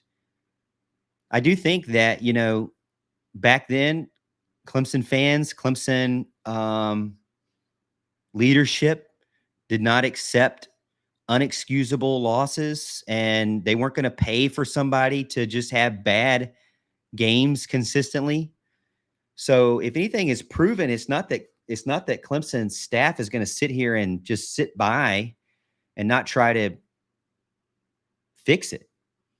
Clemson's leadership talking from the AD, from the president, from the board of directors, have proven year over year that they're not just going to, they're not the Oakland Athletics here. They're not just going to sit here and have a bad team and be okay with it. Not in football. So a lot of fans forget that too. They only know Dabo Swinney. They don't know all the other coaching changes. They don't know all the things that the team has gone through over the years and the changes that have been made over the years. So I do feel like Clemson is a team that's shown that they're not just going to sit around and accept being, bad. They're not going to do that. Maybe 1 or 2 years, but not anymore. They're not going to sit around and accept being bad. Dabo's not going to do it. And he can't do it because the leadership above him is not going to allow it. Like I said, they're not going back to, 7 wins, 6 wins. And if they do, then a lot of changes will be made. A lot. So all the freaking out and everything, and like, this needs to happen, that needs to happen. Hey, if it doesn't happen, things will be changed. That's just the way it happens. I mean, that's Clemson leadership has proven that, but they got to figure it out. I think that this staff is obviously this head coach and Dabo has obviously gotten the team to the top. So can he do it again? That's the hard thing to do, right? Benjamin says, have we forgotten what Clemson football was? Football was before Dabo was the coach. That's true. I think a lot of people, it's not that they haven't forgotten. It's that, they might not have even been old enough, right? My daughter, she doesn't know a bad Clemson team. A lot of teenagers, they don't know bad Clemson teams. A lot of young 20-year-old people in college right now are starting to say, wow, Clemson is now bad and I'm a student. They're bad now that I'm a student. And it's like, well, welcome to the club, because they weren't good at all when I was growing up. Really. I mean, they were just an average team growing up. So I think what's the most frustrating thing is that it's the little things. You want to sit here and say, oh, this player or that player. But again, I've said this on the radio many times. If you go down the route of they just need a Keon Coleman on their team, well, guess what? Everybody in America needs a Keon Coleman on their team to be better. So it's not as easy to say that. I mean, it's easy to say it, but it's not as easy to actually do that and get that player. So, yeah, I mean, hey, Travis Hunter. Man, Clemson would be so much better if they just had Travis Hunter. Well, yeah, and so would every single team in America. The transfer portal is no different than recruiting. You have to go re-recruit those players and try to fight to get them over there. And there's a lot of stuff that's going on under the table in the transfer portal as well that we don't really want to talk about, but it is happening. JMP says we are afraid of going back to those years. If you go back to those years, again, like I said, what happened? You were still a fan. I was still a fan. Our parents were still fans. Our kids are still going to be fans. If they go back to those years, did you still buy tickets? You still bought tickets. Did you watch them on TV? You still watched them on TV. What? We're born in those years. We grew up in those years. We'll go back to those and we'll still be representing. I mean, and again, the leadership, if they get back to a point where it's unacceptable, the leadership will make a change. I mean, that's life. That's business. This is a multi-billion dollar organization. They're not going to sit around and they have tasted championships. They're not just going to sit around and be like, oh, well, shucks, keep Dabo forever, which I'm not saying anything of the sense, but I'm just saying that there's no need to be afraid of that. That happens. I mean, teams go teams go up and down. Rarely ever does a team just always stay on top. It's actually very hard to do that, right? I mean, look at the Patriots now. They don't have Tom Brady, and they're nothing like they used to be. You know? I mean, I'm sure people don't want Bill Belichick anymore. I don't really follow the Patriots, but I'm just saying, you know? I mean, look at the Cowboys. Of course, you could, I guess you could be worse. You could be the Cowboys. Now, Benjamin says they still have a chance to compete at the end for the ACC championship. I don't see it. I don't see it, man. Is that possible? I'm not seeing it.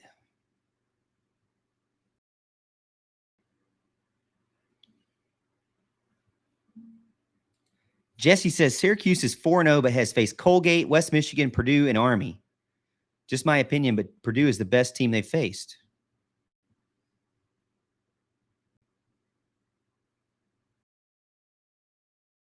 So I want to clarify where my position on this.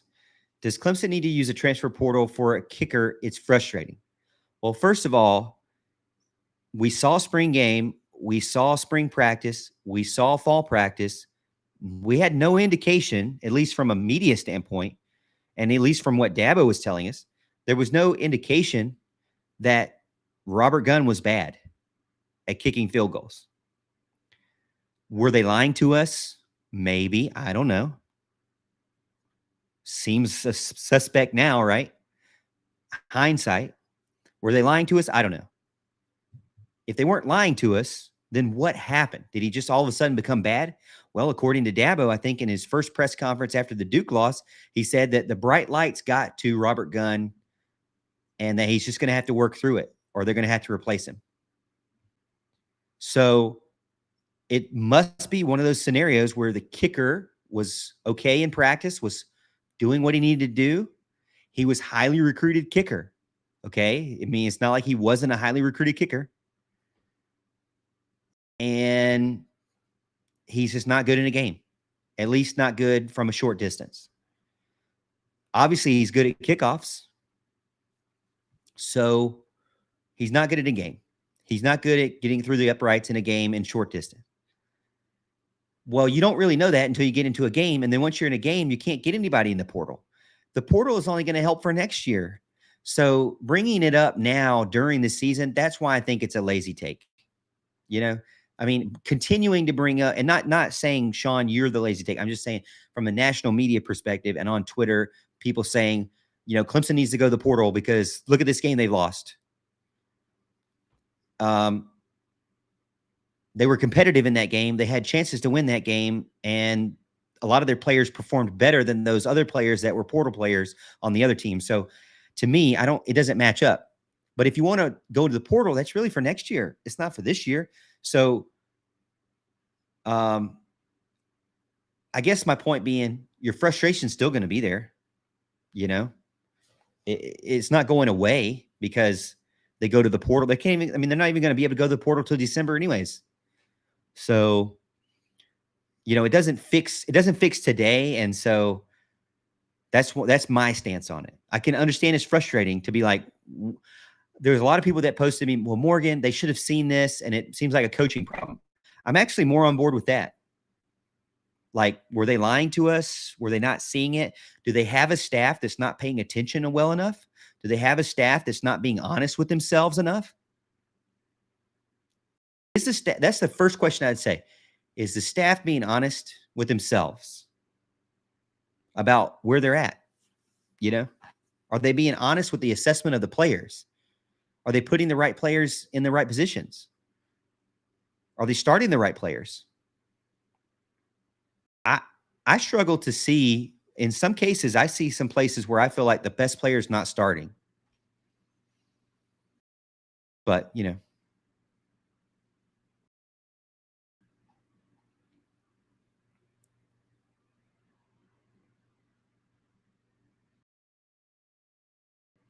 Jesse, I think that's a great point. So it's safe to say the portal won Colorado games and then lost Colorado games too. Yeah, it's not a instant fix, you know.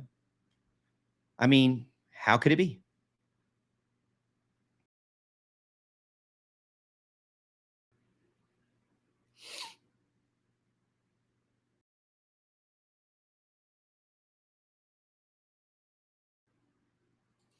So Benjamin gets in, says they replaced him. That's true. Yeah. I mean, Dabo honestly did the best thing he could. Did Dabo try to address the issue immediately? Yes. He tried to. Once he realized that he couldn't trust his kicker outside of being in practice, then he went to the portal, right? There's not one. So he went to the next best option, which he found a player in graduate school that still had eligibility. And he got him in the clearing within 4 days.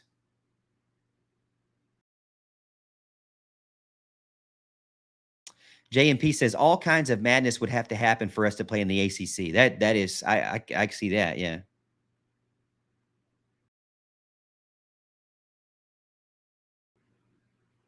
Sean says it is. Wait, no, not that one.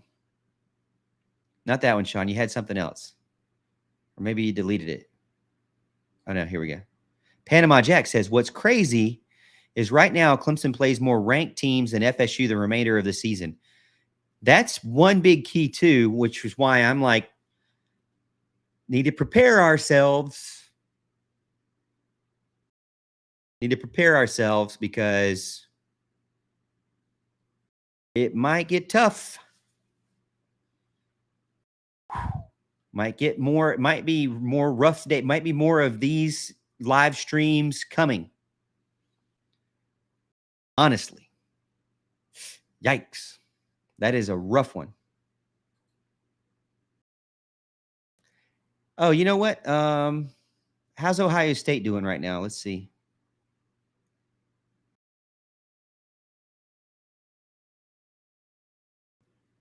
Three to nothing. About to be halftime at Ohio State, 3-0. I guess all of you guys are crazy enough to forget about watching Ohio State, or maybe you're just listening to this and watching Ohio State. I'm not watching it. I need to get on there and watch it.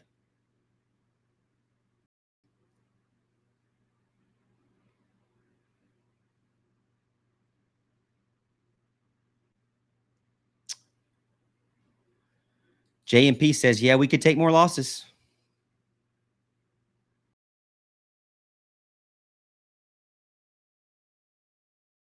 I think that's something you just have to, like I said, at this point, why not just say, hey, okay, this is the team you have. This is the hand. This is the card you have, right?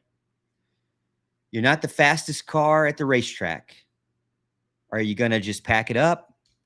I think this is what the team and the coaches have to figure out now. You're not the fastest car on the racetrack. So are you going to pack it up and leave and just take your ball home with you, and just quit?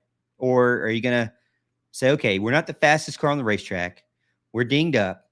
We made some mistakes. We ran into the wall, but maybe we could have a decent finish.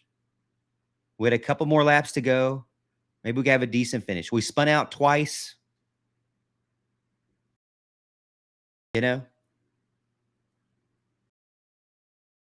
Actually, probably, I think you all would agree if we went down the racing analogy, you'd probably say Duke was the spin out caused by the team. They spun that car out. And then on this lap 4, Clemson, I'd probably say they made a mistake in the pit lane. The pit crew screwed up Clemson on this game, I think. It didn't seem like they helped them, that's for sure. The pit crew put on the wrong tires or something. Maybe you could blame it on that. There's always something to blame, though. And that's where I'm going from. Like, are you really, after every single loss, going to sit here and blame Clemson? The transfer portal?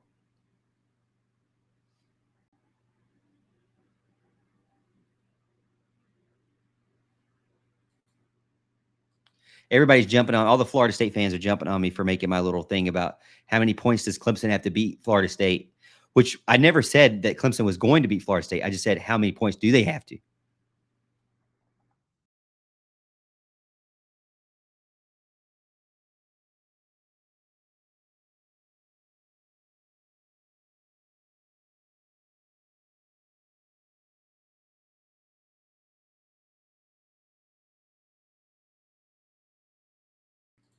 It's so funny, they bookmark, like, I guess every Florida State fan in the world bookmarked that post, and I didn't even think it was a troll to Florida State.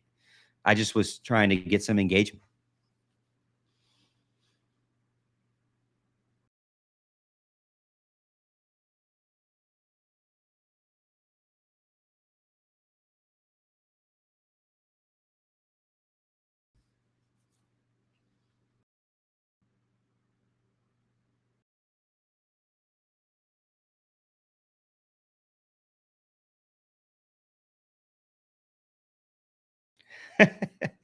Abito, yikes is right. Can't take these live streams, Morgan. Well, here's the thing. I hope everybody can say that they got it off their chest. You know, they can say, "Hey, you let out all your anger, your frustration, and you don't go to bed angry." That's the thing. Don't go to bed angry tonight. Just have a good night. Watch the Notre Dame Ohio State game and get some sleep. Wake up tomorrow and get ready for the next week. You know, it is what it is. We did not play the game. So that's, just think about that. But I have an idea to make these even more exciting. And well, maybe not even more exciting, but I have an idea that it's going to make these kind of fun going forward. Because I think there's probably going to be another one. It'd be hard for me to say that Clemson finishes the season with just 2 losses now that they've already got 2 in September. Oh man.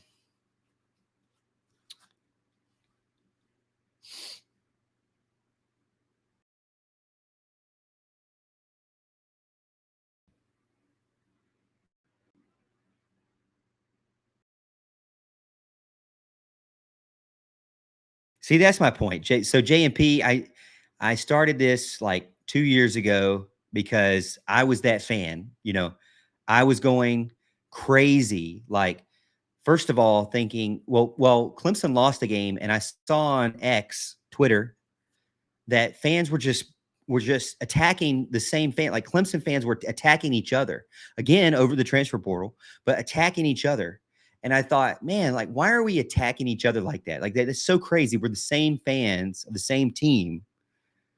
And so I thought, why not? And then I would go to bed, and I would not sleep. I'd have to take like a ton of melatonin. I'd be tossing and turning, so mad and angry about the plays and the calls and the players and whatever, things that had nothing to do with me. And I was just too invested as a fan. I was overly emotional about it as a fan. And so that's why I made this stream, because I thought, okay, I'm going to get on the stream. It was late at night. I'm going to do this. And I did it for like 3 hours. And, I basically said, I'm going to do this until I feel better, you know? And that's the whole point, was to just get out here. And I don't want to, it's a judgment free zone, get out here, enjoy it, put your frustrations out there.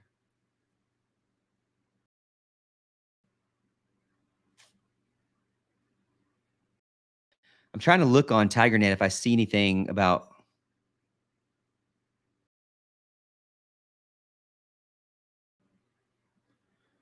injury. I'm not thinking I see any kind of injury.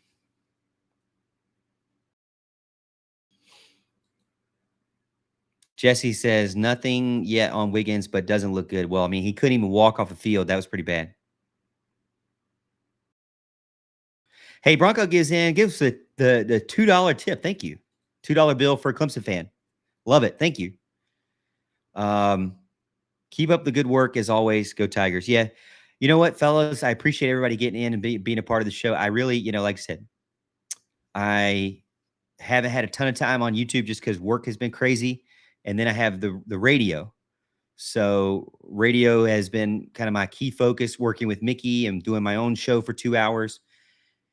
And, still getting that live stream the way I want it. I know, Tiggs, you were asking about the live stream in the past, last week. I didn't get a chance to get around to you, but the cable was not connecting properly, so I couldn't get it to work.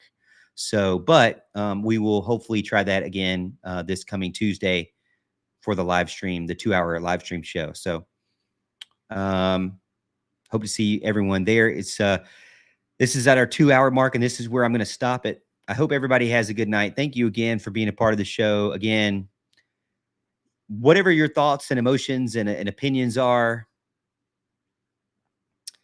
you know, they are your opinions, and don't let anybody take those away from you. But also, I just encourage you to take a step back and say, hey, you know what? I'm not out there on the field. I'm not out there making the $5 million, $9 million. And no need for me to lose sleep over it. And at the end of the day, maybe there's some joy, maybe, in watching a team figure it out. Because that's my approach right now. It's just, I'm going to watch this team figure it out. Hey, they may get worse, you know, but I'm going to watch and see how they respond. And if they don't respond, then I hope changes are made, whether it be players or coaches. If they don't respond, because there's a standard that they have, and there's an expectation that you have at Clemson. And if you don't meet it, you don't meet it. I mean, if I didn't meet it at my job, you wouldn't meet it. You know, you wouldn't be around for very long either. And all of us as well. It's the economy we're in, you know? So, but it's still not up to me. So I'm just going to sit back and, hey, if we have another one of these, I'm going to enjoy having you guys on the show. Because we might, you know, we might have another one of these. And it's probably going to be something else. Actually, to be honest with you, if we do have another one of these, what's the odds it's because of a red zone turnover again? I mean, you know. The thing is if this team doesn't respond and keep fighting, then they really were never a good team anyways. You know? They're not a team that I really want to see have success. If they're not going to fight through adversity, they're not a team that deserves success. Really. I mean, at the end of the day, if you can't fight through the suck and the hard part and work through it, you know, I feel that way about marriage. You know, if you can't fight through the bad parts, do you really deserve the good parts? You know, I know that might be a controversial take, but that's just how I go through it. So, you know, this team's got to figure it out. I'm not talking about us as fans. Us as fans, we have to figure it out. But the team definitely has to figure it out. It's on them. And if they don't figure it out, then like I said, they don't deserve to win 10 games. They don't deserve to win 7 games. And honestly, they may not deserve me buying a ticket, you know, but the university as a whole, I support, you know, so because I'm a graduate, because I'm a fan, you know, I'll probably still go to games because that's what I've always done. And I'm still, you know, if Clemson is lost 6 games, I'm still going to go to the, you know, military appreciation game. You know, I'm a veteran, so I love taking my daughter there. It's fun. Something to do, you know. I mean, who else are you going to pull for? There's a lot of other teams out there that are a lot worse. You know, maybe you should do like the NFL. Sometimes I'll do that where I'm like, you know what? I'll be a Jaguars fan for this week. But if they lose, then I'll be a Chiefs fan, you know. And if they lose, I'll be a 49ers fan. And if they lose, I'll be, you know, I'll just pick another team. So, you could do that too. I don't know if I'd really want to do that with college football because I really, really like Clemson. And I'm very invested, but, you know. Well, I appreciate everyone being a part of the show. Thank you so much for all the chats and the love and the respect, for sure. I don't have all the answers, and I definitely don't know much. I just like to talk about it. And I hope that you all have enjoyed venting your frustrations on YouTube tonight in the loser support group. Hopefully the final loser support group. But if not, we'll be here again for you, and we'll talk through it again.